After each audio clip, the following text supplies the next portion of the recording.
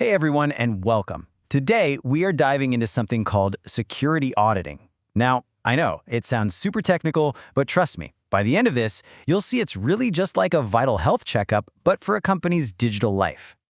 So let's be real for a second. It's a question that's probably on your mind, right? Every time you hear about another big company getting hacked, you can't help but wonder about your own data. And that is exactly why security auditing isn't just some IT buzzword, it's all about trust. Okay, let's get into it. To really get our heads around what a security audit is, we're going to stick with one simple analogy that just makes it all click: the digital health checkup. And honestly, it's the perfect way to think about it. You know how you go to the doctor for a checkup, they check your vitals, make sure everything's working like it should be?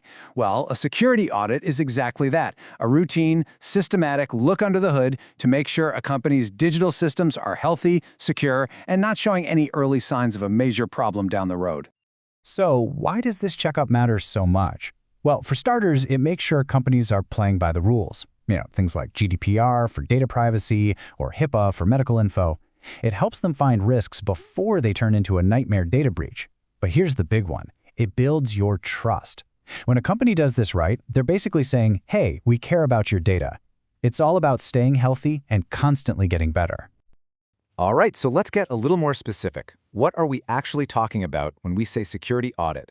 Let's break down the official definition and a few key terms you're going to hear.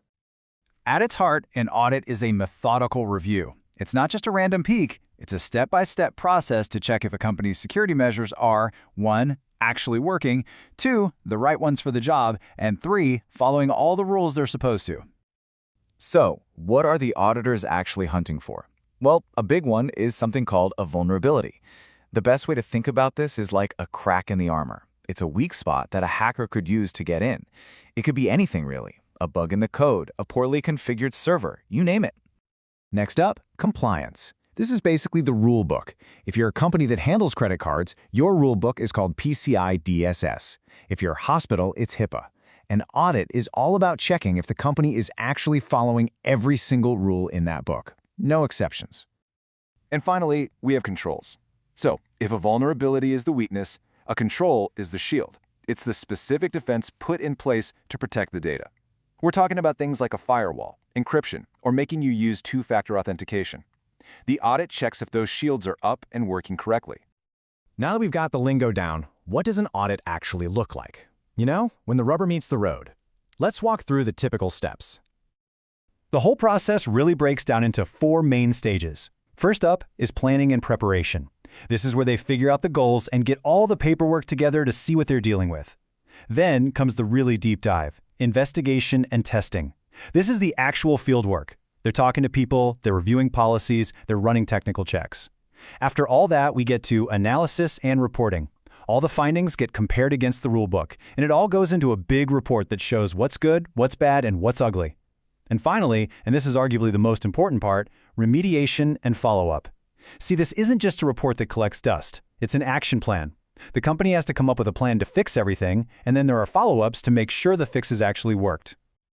Okay, this next part is a biggie. People mix up security audits with something called a penetration test or pen test all the time. They're related, for sure, but they are absolutely not the same thing, and knowing the difference is super important. And this is where our whole doctor's checkup thing comes full circle. Remember, the security audit is that checkup. It's a broad look at the overall health, making sure you're following the doctor's orders. A pen test? That's more like a cardiac stress test. Its goal isn't just to check the rules. It's to push the system to its absolute limit to see if it breaks under real-world pressure.